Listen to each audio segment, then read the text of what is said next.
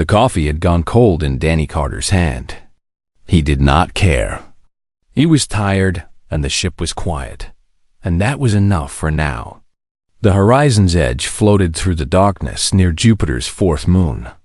Running a simple patrol mission that nobody expected to matter. Danny was 34 years old, a commander in Earth's United Defense Fleet, and he had not seen real action in almost 2 years.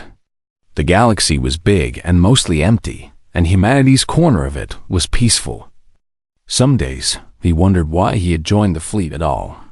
Then the alarm started screaming. Danny dropped his coffee cup and ran for the bridge. The red lights flashed in the corridors, and crew members rushed past him in both directions. By the time he reached his command chair, Lieutenant Kevin Shaw was already pulling up sensor data on the main screen. "Talk to me." "Kevin," Danny said, dropping into his seat. Kevin was young, barely 25, with nervous hands and sharp eyes. He pointed at the screen. "Unknown vessel, sir." It just appeared out of nowhere. Maybe some kind of faster-than-light jump. "It's small, definitely not human design, and it's in trouble." Danny looked at the image on the screen. The ship was beautiful in a way human ships never were. It had smooth silver curves and glowing blue lines that ran along its hull like veins.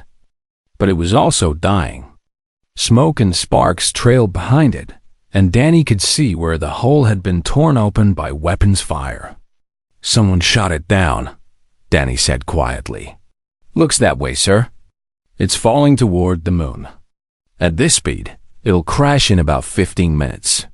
Danny stood up. "Life signs?" Kevin checked his console. "One. Just one. Weak but stable."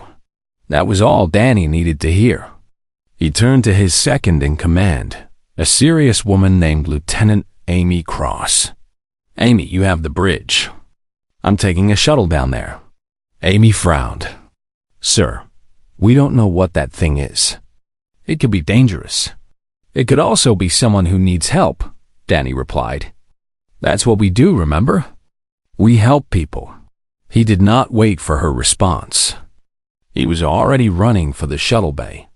The rescue shuttle was small and fast, built for exactly this kind of mission. Danny flew it himself, pushing the engines hard as he chased the falling alien ship. The moon's surface rushed up to meet them both, a frozen wasteland of gray ice and black rock that the alien ship hit first. It crashed hard, sliding across the ice for almost a kilometer before finally stopping against a ridge of frozen stone. Danny brought his shuttle down nearby, already pulling on his helmet and checking his oxygen supply. The walk to the crashed ship took 5 minutes. The alien vessel was even more beautiful up close, despite the damage. Danny found an opening in the hull where something had punched through, and he climbed inside. The interior was dark and filled with smoke. Emergency lights flickered in strange colors, purple and gold, instead of the red and white Danny was used to. He followed the sound of weak breathing until he found her. She was lying on the floor of what looked like a small command center. She was humanoid, with 2 arms and 2 legs and a face that was almost human. But her skin was pale lavender, and her hair was long and silver, floating around her face in the low gravity. Her clothing was torn and burned, but Danny could see it had once been ornate and beautiful. Covered in symbols that glowed with faint light, she was unconscious, but alive. Danny knelt beside her and checked her pulse. It was weak but steady. He carefully lifted her in his arms, surprised by how light she was, and carried her back through the wrecked ship to his shuttle. 20 minutes later, they were back on the horizon's edge. The medical team was waiting in the shuttle bay, and they took the alien woman to the medical center immediately. Danny followed, still wearing his flight suit, unwilling to leave until he knew she was going to survive. Dr. Lisa Grant was the ship's chief medical officer, a calm woman in her 50s who had seen everything and was surprised by nothing. She ran her scanners over the alien woman and frowned at the results. "She's definitely not human," Lisa said, but she's close enough that I can work with her. Broken ribs, internal bleeding, head trauma. She's lucky you got to her when you did. Can you save her?" Danny asked. "I can try." The surgery took 3 hours. Danny waited outside the medical center the entire time, refusing offers of food or rest. He did not know why he felt so responsible for this stranger, but he did. She had been shot down over his patrol zone. That made her his responsibility. Finally, Lisa came out. She looked tired but satisfied. "She's stable," Lisa said. "She wake up soon?" Danny nodded and pushed past her into the medical center. The alien woman was lying on a bed, connected to several machines that monitored her vital signs. Her silver hair had been cleaned and spread across the pillow. Her lavender skin looked healthier now, less gray. Her eyes opened. They were golden, bright, and sharp and full of fear. She tried to sit up, but the pain stopped her. She looked around wildly until her gaze landed on Danny. "Where am I?" she asked. Danny blinked. She was speaking perfect English. Then he noticed a small device embedded behind her ear, glowing softly. Some kind of translator. "You're safe," he said, holding up his hands to show he meant no harm. "You're on a human ship called the Horizon's Edge. I'm Commander Danny Carter.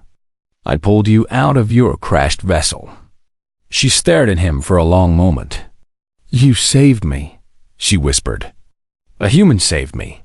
That's what we do," Danny said with a small shrug. "Who are you? And who shot you down?" She closed her eyes for a moment, and when she opened them again, they were filled with pain that had nothing to do with her injuries. "My name is Zarathiel," she said quietly. "I am a princess of the Valorian Star Empire, and the ones who shot me down were my own people." Danny pulled up a chair and sat down beside her bed. "Why would your own people try to kill you?" Zara looked at him, and he saw something in her golden eyes that might have been shame. "Because I refused to give my approval for a war. A war against your kind, Commander Carter." Danny felt something cold settle in his stomach. "A war against humans?" "Yes, my father, the Emperor, believes that humanity is weak. He believes your species will be easy to conquer, and that your planets will provide resources for our empire." She shook her head slowly. I disagreed. I told him that attacking humans would be a mistake. So he had me removed. "Removed," Danny repeated. "You mean killed?" "Yes." Zara's voice was barely a whisper now. "I was coming to warn you when they caught me. I escaped, but they damaged my ship.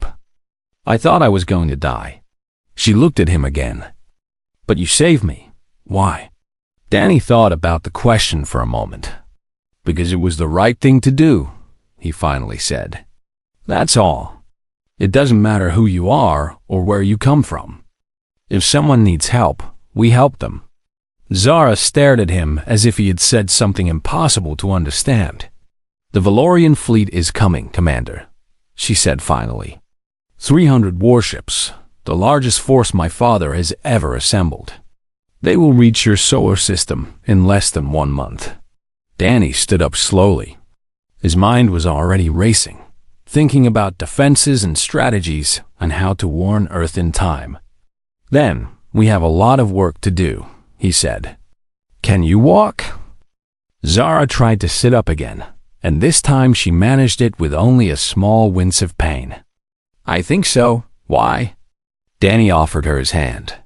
"Because I need you to tell my admiral everything you know. And then we're going to figure out how to stop your father." Zara took his hand and let him help her to her feet. She was shorter than him, the top of her head barely reaching his chin. But when she looked up at him, there was something new in her golden eyes. Something that might have been hope. "You really think you can stop them?" she asked. Danny smiled, but there was no warmth in it. Only determination. "Princess, your father has no idea what he's getting himself into." Emperor Voskarath stood on the command deck of the Eternal Throne, the largest warship ever built by the Valorian Empire. Behind him, 300 vessels waited in formation, their crews ready for conquest. Before him, a small blue planet hung in the darkness of space. Earth. The Emperor was old by Valorian standards, his lavender skin faded to a pale gray, his silver hair thin and wispy. But his golden eyes were still sharp, still hungry for glory. He had spent his entire life expanding the Empire, and he would not stop now. "My Emperor," said Admiral Kress, his second in command, "we have received reports from the advance fleet." "Good. What is the status of the human defenses?" Kress hesitated. "The advance fleet was destroyed, my Emperor. All 30 ships. The humans were waiting for them." Voss turned slowly, his expression unreadable. "Destroyed? All of them?" "Yes, my Emperor, including Commander Thex." For a long moment, the Emperor said nothing. Then he smiled, a cold and terrible thing. "Good. Now they will fear us less. They will think they understand what we are capable of. And when we show them the full might of our fleet, their surprise will be all the greater." Kress bowed his head. "As you say, my Emperor, begin the approach. We will reach Earth in 6 hours. And then we will teach these humans what happens to species that dare to stand against us." Back on Earth, humanity was preparing for war. Danny Carter stood in the massive command center of Earth's orbital defense station, surrounded by tactical displays and military officers from every nation on the planet. For the first time in human history, every country had united under a single command. There were no more borders, no more rivalries. There was only Earth and the fleet that was coming to destroy it. Admiral Patricia Long stood at the central console, her gray hair pulled back tight, her face carved from stone. Around her, officers reported in from every sector of the defense grid. 212 ships in position, one officer said. All railgun batteries charged and ready. Fighter squadrons standing by, another reported. 12,000 pilots ready to launch. Planetary shields at full power. We can hold against sustained bombardment for approximately 6 hours. Patricia nodded at each report, her expression never changing. But Danny knew her well enough to see the tension in her shoulders, the slight tightness around her eyes. She was scared. They all were. Zara stood beside Danny, wearing a human uniform that someone had found for her. She had refused to stay safe on the surface. If her people were going to attack, she wanted to be here, to see it, to help if she could. "They're almost here," she said quietly. "I can feel it." Danny looked at her. "You can feel your fleet?" "Not exactly. It's more like..." She searched for words. "On my world, we are taught to sense the presence of the imperial family. It's a gift, or perhaps a curse. And I can feel my father. He's close. And he's angry." The main display flickered, and then a new contact appeared. Then another, then dozens, then hundreds. The Valorian fleet dropped out of faster-than-light travel in perfect formation, spreading across the sky like a wave of silver and blue. At their center, dwarfing everything around it, was the Eternal Throne. It was almost a kilometer long, bristling with weapons, glowing with power. Voss's face appeared on every screen in the command center. His golden eyes swept across the human officers, and his lip curled with contempt. "People of Earth," he said, his voice cold and formal, "I am Emperor Voskareth of the Valorian Star Empire. You have committed crimes against our people. You have destroyed our ships. You have harbored our enemy." His eyes seemed to find Zara in the crowd. "And you have stolen my daughter." "I was not stolen," Zara said, stepping forward. "I chose to leave, because I would not be part of your madness. Your choice is irrelevant. You are property of the Empire, as Earth will soon be." Voss leaned forward. "Surrender now. Surrender, and I will be merciful. Your people will serve us, but they will live. Resist, and I will burn your world to ashes." Patricia Long stepped forward, her face hard. Emperor Voss, this is Admiral Patricia Long of Earth's United Defense Fleet. I'm going to make this simple for you. Turn your ships around and leave our system. Do it now, and we'll let you go. Stay and fight, and we will destroy you. Voss laughed. It was a cruel, mocking sound. 300 ships against 200? You have courage, human. But courage without strength is just foolishness. Then let's find out which one of us is the fool. Patricia cut the transmission and turned to her officers. All ships, engage. Make them earn every inch. The battle for Earth began. Danny watched from the command center as the two fleets collided. It was chaos on a scale he had never imagined. Ships exploded in brilliant flashes of light. Fighters swarmed between the larger vessels like angry bees. Railgun slugs tore through shields and armor. Missiles streaked through the darkness, leaving trails of fire behind them. The human fleet was smaller, but they were fighting for their home, and that made them dangerous beyond measure. Ships that should have retreated instead pushed forward, ramming Valorian vessels when their weapons ran dry. Pilots who should have ejected instead dove their damaged fighters into enemy engines. Every human fought like 10, because losing meant losing everything. But it wasn't enough. The Valorian fleet was too large, too well armed. Slowly, inevitably, the human ships began to fall. After 4 hours of fighting, half the human fleet was gone. The planetary shields were failing. The Eternal Throne had broken through the defensive line and was approaching Earth itself. Patricia's face was gray with exhaustion and grief. She had watched too many good people die today, but she refused to surrender. "We need to take out that flagship," she said. "If Voss dies, the fleet might break."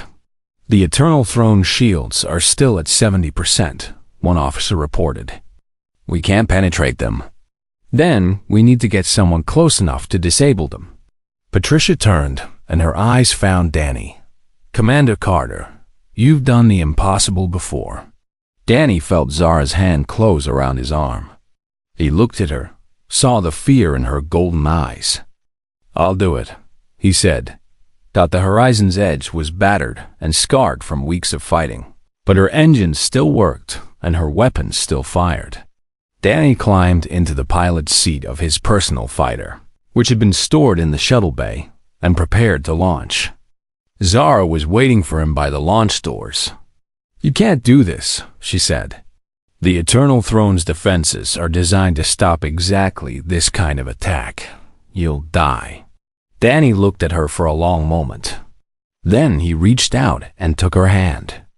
"Zara, I've wanted to tell you something for weeks now, but there was always a battle, or a meeting, or something else in the way." He squeezed her fingers. "I'm not good with words. I never have been, but I need you to know that meeting you was the best thing that ever happened to me." Zara's eyes filled with tears. "Danny, if I don't come back, remember that. Remember that a human loved you. And remember that we don't give up. Ever." He kissed her forehead, then climbed into his fighter and sealed the cockpit. The launch was violent, throwing him out into the chaos of battle. Around him, other fighters joined his formation. 12 volunteers, all of them knowing this was probably a one-way trip. Danny led them straight at the Eternal Throne. The flagship's defenses opened up on them immediately. Plasma bolts filled the space around them. 2 fighters exploded in the first seconds. 3 more went down in the next minute. But Danny kept flying, dodging, and weaving through the storm of fire. "Stay on target," he said through gritted teeth. "We just need to get close enough." More fighters fell. Then more. By the time Danny reached the shield generators, he was the only one left. He fired everything he had. Missiles and railgun rounds hammered the generators. Explosions bloomed across the flagship's hull. And then, finally, the shields flickered and died. "Shields are down," Danny reported, his voice hoarse. "Hit them now." The human fleet responded immediately. Every remaining ship turned its weapons on the Eternal Throne. Railgun slugs punched through the exposed hull. Missiles found their marks in the engine compartments. The greatest warship in Valorian history began to burn. Danny's fighter was caught in the explosion. The last thing he saw was fire, bright and golden, filling his cockpit. Then everything went dark. The message reached Earth in less than an hour. Danny had never seen the communication systems work so fast. Within a day, Admiral Patricia Long herself had traveled to meet them. Arriving on a fast cruiser that had pushed its engines to the breaking point, Patricia Long was 63 years old. With gray hair pulled back tight and eyes that had seen more battles than most people can imagine. She had fought in 3 major conflicts during her career, and she had won all of them. When she walked onto the horizon's edge, the crew stood a little straighter. "Commander Carter," she said, shaking Danny's hand firmly. "Good work, getting the princess out of that wreck. Now show me where she is." Danny led the Admiral to the medical center, where Zara was sitting up in bed, eating something that looked like soup. She had recovered quickly over the past day, though she still moved carefully because of her healing ribs. When Patricia entered the room, Zara set down her spoon and tried to stand. Patricia waved her back down. "Save your strength, princess. You're going to need it." Patricia pulled up a chair and sat across from Zara, studying her with those sharp old eyes. "So, your father wants to invade Earth. Tell me everything." Zara told her. She talked about the Valorian Empire, which ruled over 40 star systems and had been expanding for centuries. She talked about her father, Emperor Voss, who believed that conquest was the only path to greatness. She talked about the fleet, 300 warships carrying 2 million soldiers, all of them trained from birth to fight and kill. She talked for almost 2 hours, and Patricia listened without interrupting once. When Zara finished, Patricia leaned back in her chair and was quiet for a long moment. 300 ships, she finally said. "That's a lot." "It's the largest fleet ever assembled in Valorian history," Zara confirmed. "My father is not taking any chances. He wants this conquest to be quick and complete." Patricia nodded slowly. Then she smiled. It was not a friendly smile. "Princess, I appreciate your warning, but I want you to understand something.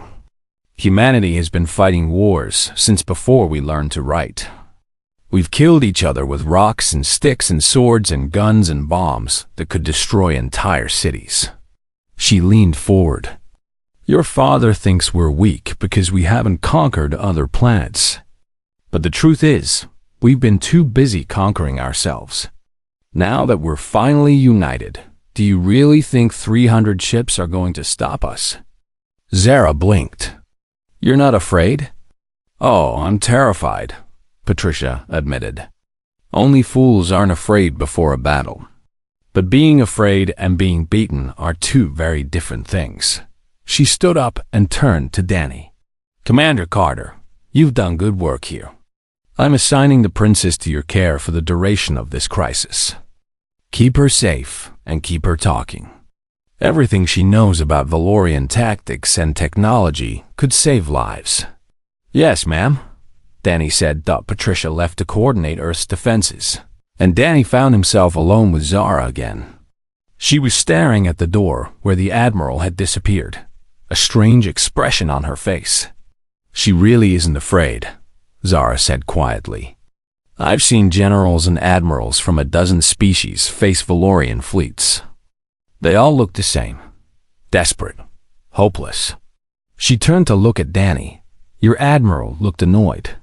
Danny laughed. "Yeah, that sounds like Admiral Long. Come on, let me show you around the ship. If you're going to be staying with us, you should know where everything is." The tour took most of the afternoon. Zara asked questions about everything, fascinated by the smallest details of human life. She wanted to know why the corridors were painted gray. She wanted to know why the food hall smelled like coffee. She wanted to know why the crew members smiled at her when they passed. Why wouldn't they smile? Danny asked, confused by the question. On Valorian ships, the crew does not smile at royalty. They bow their heads and stay silent unless spoken to. Danny shook his head. That sounds exhausting. How do you ever get to know anyone? We don't, Zara admitted. Royalty does not have friends. We have servants and allies and enemies. Nothing else. Danny stopped walking and turned to face her. Well, that's going to change. As long as you're on my ship, you're not royalty. You're just Zara. And if you want, you can be my friend. Zara stared at him. Just like that? Just like that. Something in her expression softened. Then yes, I would like that very much. Over the next 2 weeks, Zara became a regular presence on the horizon's edge. She spent hours with the tactical team, explaining Valorian ship designs and battle strategies. She ate meals in the food hall with the crew, answering their curious questions about her home world. She even started learning to play cards, though she was terrible at hiding her emotions and lost almost every hand. But her favorite place on the ship was the observation deck, a quiet room with a large window that looked out at the stars.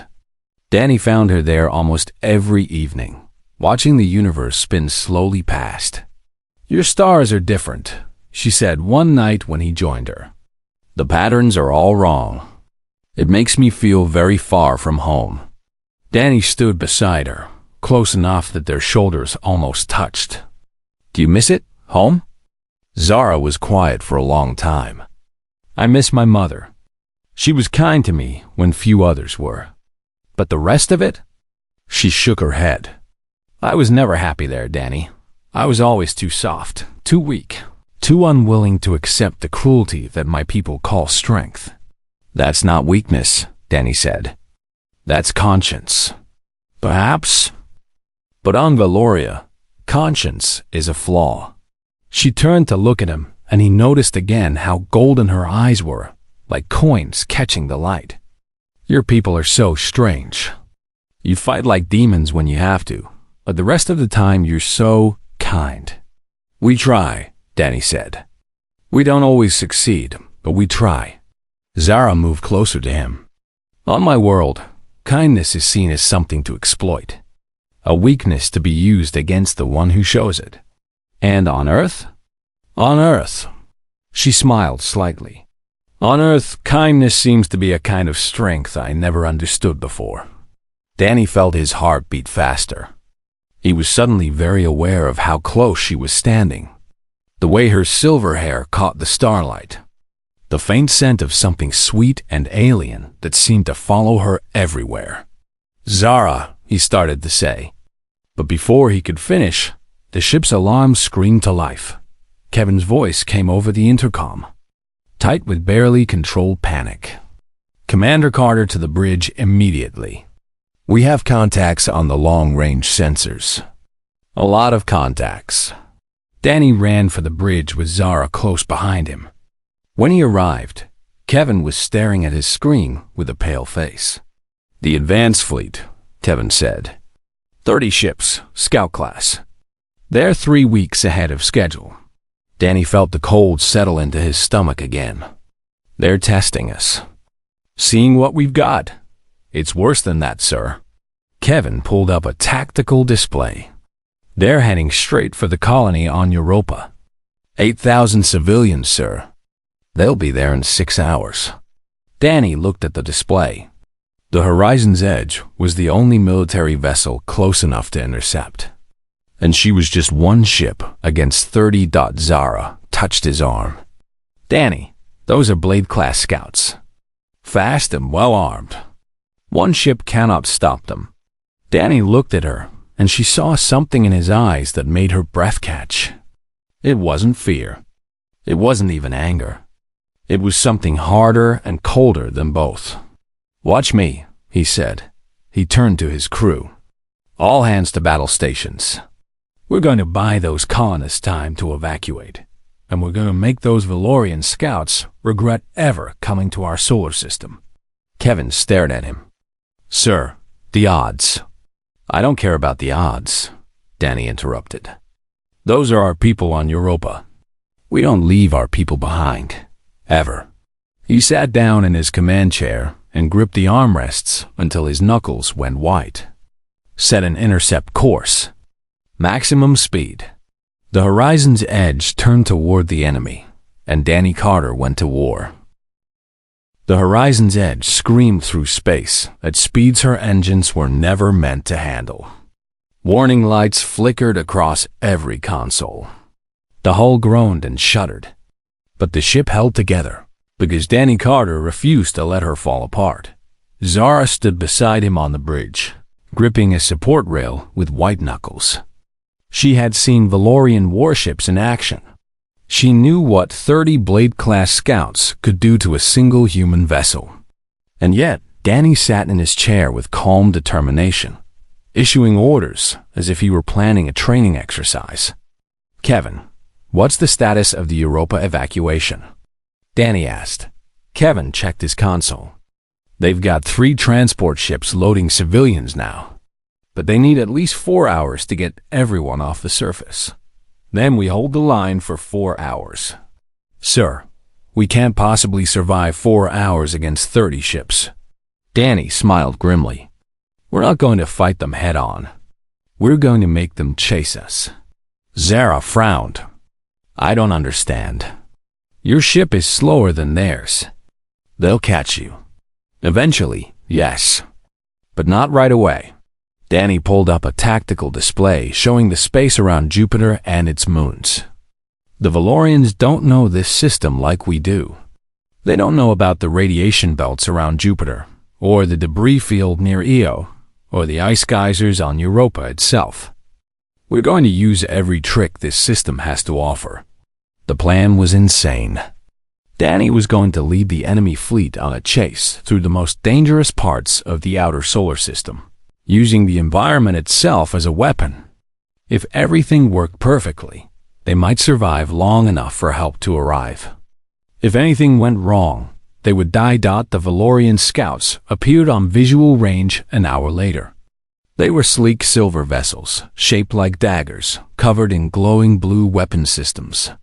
They moved in perfect formation, spreading out to encircle the horizon's edge.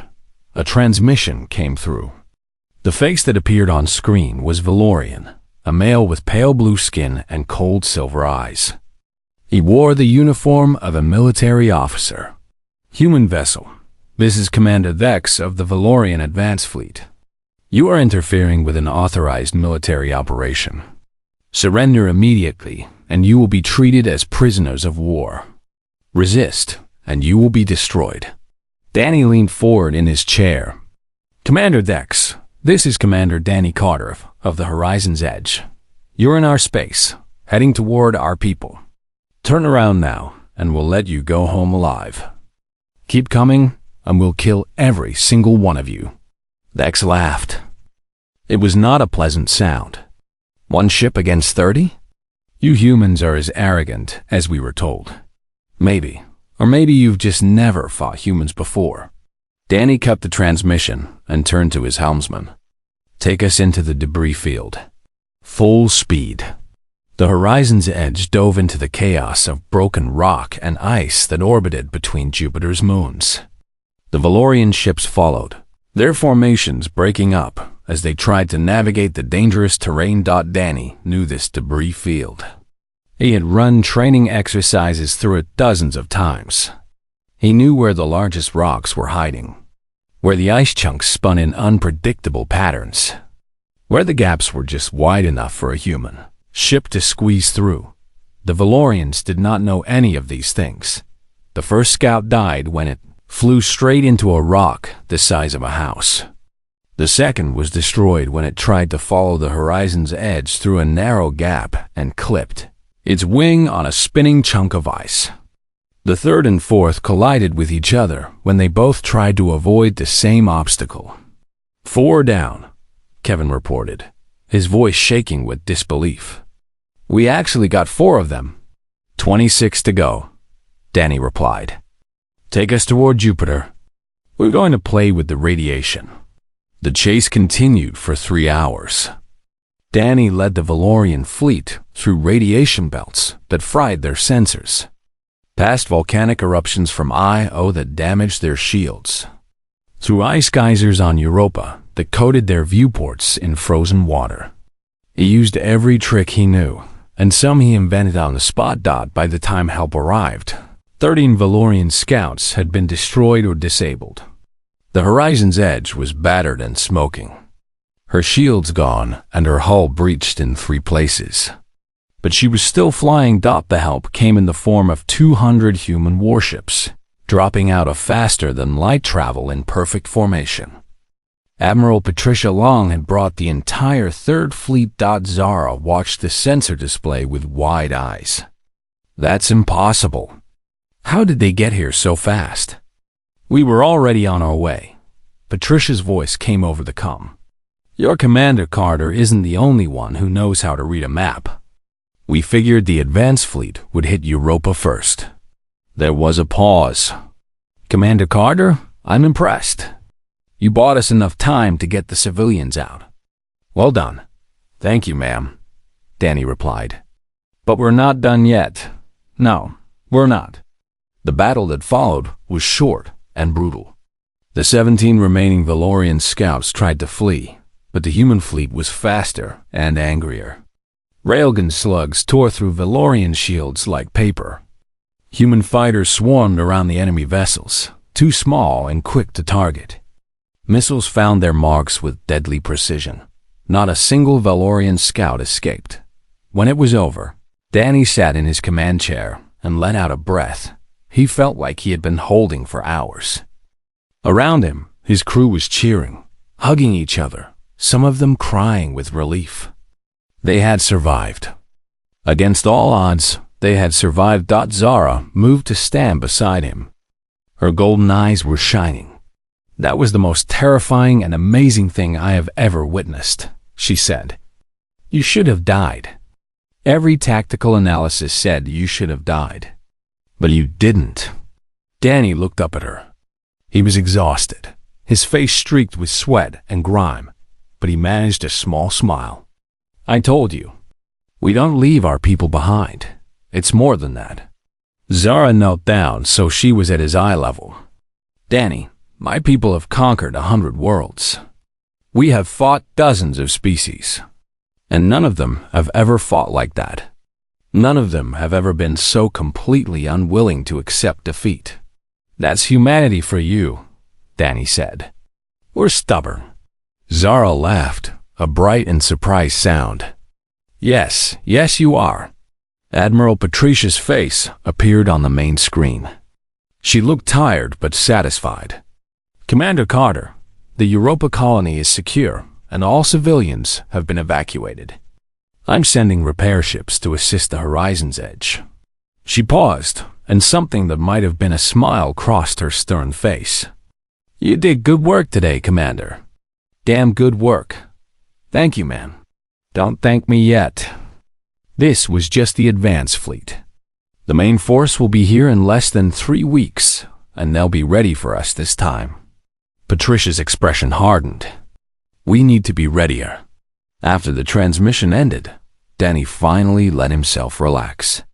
The adrenaline was fading, leaving behind bone-deep exhaustion and aching muscles. He needed sleep. He needed food. He needed a shower. But first, he needed to make sure his crew was okay. He spent the next hour walking through the ship, checking on wounded crew members, thanking everyone for their bravery, making sure that no one had been forgotten. Zara followed him, watching silently as he moved from person to person. When they finally returned to the observation deck, the stars were the same as always, bright and cold and infinite. But something had changed. Danny could feel it. Your people really do care about each other, Zara said quietly. Every single person. Even the ones whose names you don't know. Danny nodded. That's what makes us strong. Not our ships or our weapons. Us, the way we stick together. Zara moved closer to him. The Valorians don't have that. We have loyalty to the Empire, to the Emperor, but not to each other. She looked at him with those golden eyes. I think that's why you're going to win. Danny wanted to believe her, but he had seen the size of the fleet that was coming. 300 ships, 2 million soldiers. Even with humanity's stubborn refusal to lose, those were terrible odds. We might not win, he admitted, but we'll make them pay for every inch. Zara reached out and took his hand. Her fingers were cool against his skin, but her grip was strong. Then I will stand with you, she said. Whatever happens, I will stand with you. Danny looked at their joined hands, then up at her face. In the starlight, she was beautiful in a way he couldn't quite describe. Alien and strange, and somehow exactly right. Thank you, he said. They stood together in silence, watching the stars, waiting for the storm that was coming. Zara watched the eternal throne burn and felt her heart shatter into 1,000 pieces. She stood in the command center, surrounded by cheering humans who didn't understand what she had just lost. The battle was turning. With the flagship crippled and the Emperor's fate unknown, the Valorian fleet was falling into chaos. Some ships were fleeing. Others were surrendering. The invasion was failing, but all Zara could see was the explosion where Danny's fighter had been. All she could hear was the static on his communication channel. All she could feel was the cold emptiness spreading through her chest. Search and rescue teams are launching, someone said. We're looking for survivors. Zara grabbed the officer's arm, the pilot who took down the shields. Commander Carter, is there any sign of him? The officer checked his console, then shook his head. No beacon, no signal. I'm sorry. Zara let go of his arm and walked away. She didn't know where she was going. She didn't care. Everything felt distant and unreal, like she was watching someone else's life through a foggy window. She found herself on the observation deck of the orbital station, staring out at the battle that was still raging in the distance. Fires burned against the darkness. Ships tumbled through space. And somewhere out there, in that chaos, was Danny. She refused to believe he was dead. She couldn't.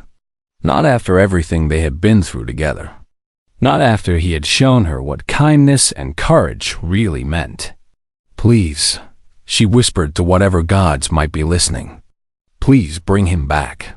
3 hours later, they found him. His fighter had been destroyed, but the emergency ejection system had worked. Danny's body had been thrown clear of the explosion, protected by his flight suit, kept alive by the automated medical systems built into the helmet. He was unconscious, badly burned, and barely breathing. But he was alive. Zara was at his side when they brought him into the medical center. She held his hand while the doctors worked, refusing to leave even when they told her she was in the way. She didn't care. She wasn't leaving him. Not now. Not ever. The surgery took 8 hours. When it was over, the lead doctor came out to speak with her. He was a tired man with kind eyes. He's stable, the doctor said. The burns were severe, but we were able to repair the damage. He'll have scars, but he'll live. Zara felt the tears spill down her cheeks. Can I see him? He's sedated. He won't wake up for at least a day. I don't care. I need to see him. The doctor nodded and led her inside. Danny lay on a medical bed, covered in bandages and connected to dozens of machines. His face was pale and still, but Zara could see his chest rising and falling with each breath. He was alive. He was really alive. She sat down beside him and took his hand. I'm here, she said softly. I'm not going anywhere. And she did single quotes to 2 days later. Danny opened his eyes. The first thing he saw was Zara's face, hovering over him with an expression of relief and joy, and something else he couldn't quite identify. You're awake, she breathed. Thank the stars, you're awake. Danny tried to speak, but his throat was dry, and his voice came out as a croak. Zara quickly gave him water, helping him drink from a small cup. "How long?" he managed. "2 days. The doctors said you should have died. They said no one survives an explosion like that." She laughed, but there were tears on her cheeks. "I told them they don't know humans very well." Danny smiled weakly. "What happened? The battle?" "We won." Zara squeezed his hand. "Your attack crippled the Eternal Throne. My father survived, but his flagship is destroyed, and most of his fleet surrendered or fled. He's agreed to a ceasefire." Danny closed his eyes. They had won. Against impossible odds, against an enemy that had conquered 100 worlds, humanity had won. "The peace negotiations are starting tomorrow," Zara continued. "Admiral Long has asked me to help mediate. She says my knowledge of Valorian politics will be valuable." She paused. "And she also asked if I would be willing to serve as Earth's ambassador to the Valorian Empire." Danny opened his eyes again. "What did you say?" "I said I would think about it." Zara looked at him, and he saw the uncertainty in her golden eyes. "It would mean traveling back to Valoria. It would mean facing my father. It would mean being far from Earth." She swallowed. "Far from you." Danny was quiet for a moment. Then he reached up and touched her face, his fingers tracing the curve of her cheek. "Zara, you've spent your whole life being told what to do, being told who to be. This is the first time you've ever had a real choice." He met her eyes. "Whatever you decide, I'll support you, even if it means being apart." Zara's eyes filled with fresh tears. "You would do that for me?" "I would do anything for you." She leaned down and kissed him, soft and gentle and full of everything she couldn't put into words. When she pulled back, she was smiling through her tears. "Then I'll stay," she said. "Not because you asked me to, but because it's what I want. My father can find another ambassador. Earth is my home now." She touched his face. "You are my home now." Danny smiled, and for the first time since the battle began, he felt truly at peace. The peace negotiations took 3 months. Zara served as the primary mediator, helping both sides understand each other.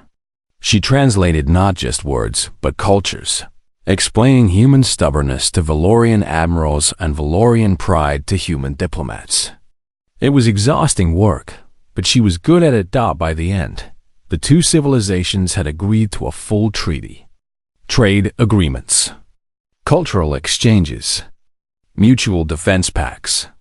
The war that was supposed to destroy humanity had instead opened the door to a new era of cooperation. Emperor Voss signed the treaty himself, his golden eyes cold and resentful. He had lost everything: his fleet, his reputation, his dream of conquest. But Zara noticed something in his expression when he looked at her. Something that might have been respect. "You have done well, daughter," he said quietly after the ceremony. "Better than I expected." "I learned from the best," Zara replied. "Just not from you." Voss studied her for a long moment. Then, surprisingly, he nodded. "Perhaps that is true. Perhaps I have been wrong about many things." He turned away. "You are welcome to return home whenever you wish. Your mother misses you." "I know. I'll visit. But Earth is my home now." "With the human? The one who destroyed my flagship?" "His name is Danny, and yes, with him." Voss made a sound that might have been a laugh. "He is brave, I will give him that. Foolish, but brave." He looked back at her. "Be happy, Zara. That is all I ask." It was the kindest thing he had ever said to her. 6 months after the treaty was signed, Danny and Zara stood together on the observation deck of the Horizon's Edge. The ship had been repaired and upgraded, now serving as the flagship of humanity's first interstellar exploration fleet. Earth hung in the viewport behind them, blue and beautiful. Ahead of them, the stars waited. "Are you nervous?" Danny asked. Zara smiled. A little. It's been a long time since I traveled between stars. We'll be fine. We've got a good ship, a good crew, and each other. Danny turned to face her. Speaking of which, I've been meaning to ask you something. Oh? Danny reached into his pocket and pulled out a small box. When he opened it, a ring sparkled in the starlight. It was simple, human-made, with a single stone that glowed with inner fire. Zarathiel, Princess of the Valorian Empire, would you do me the honor of becoming my wife? Zara stared at the ring, then at Danny's face. She saw hope there, and fear, and love so deep it took her breath away. Yes, she whispered. Yes, of course yes. Danny slipped the ring onto her finger and pulled her into his arms. They kissed, and the stars seemed to shine a little brighter around them. When they finally pulled apart, Zara was grinning with pure joy. I should warn you, she said, her voice low and teasing. Valorian wedding nights are very different from human ones. Different how? She leaned close to his ear. I'm not wearing anything underneath, she whispered. Danny's face turned bright red. He nearly tripped over his own feet. Zara laughed, bright and happy, the sound echoing through the observation deck. Behind them, crew members pretended not to notice their commander's embarrassment. Some things, it seemed, were truly universal. Later that night, as the horizon's edge began its journey toward the first of many new worlds, Danny and Zara lay together in the captain's quarters. The stars streamed past the viewport, and the future stretched out before them, full of possibility. Danny, Zara said softly, thank you. For what? For saving me. Not just from the crash. From everything. From a life without hope. From a future without love. She pressed closer to him. You showed me what humanity really is. And it's the most beautiful thing I've ever known. Danny kissed her forehead. You saved me too, you know? I was just existing before I met you. Going through the motions. You gave me something to fight for. Someone to come home to. They held each other in the darkness. Two people from two worlds. United by something stronger than species or culture or history. Outside, the universe waited to be explored. Wars would come and go. Empires would rise and fall. But this moment, this love, this connection between two hearts, that was eternal. And somewhere, across the galaxy, humanity continued to surprise everyone. They made friends where they should have made enemies. They found peace where they should have found war. They proved, again and again, that the most powerful force in the universe wasn't weapons or ships or conquest. It was the stubborn, beautiful, impossible human capacity for love. The end.